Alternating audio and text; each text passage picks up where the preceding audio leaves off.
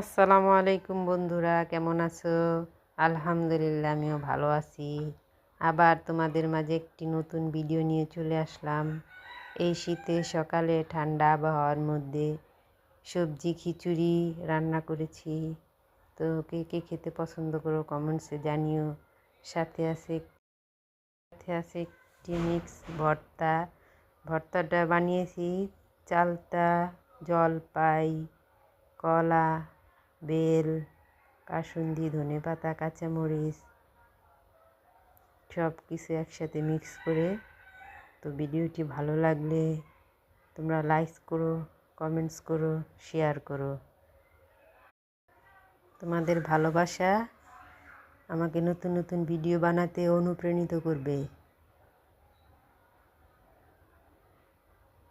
তো বন্ধুরা, ভালো থেকো। আবার নতুন কোনো একটা ভিডিও নিয়ে চলে আসবো তোমাদের মাঝে। আল্লাহ হাফেজ।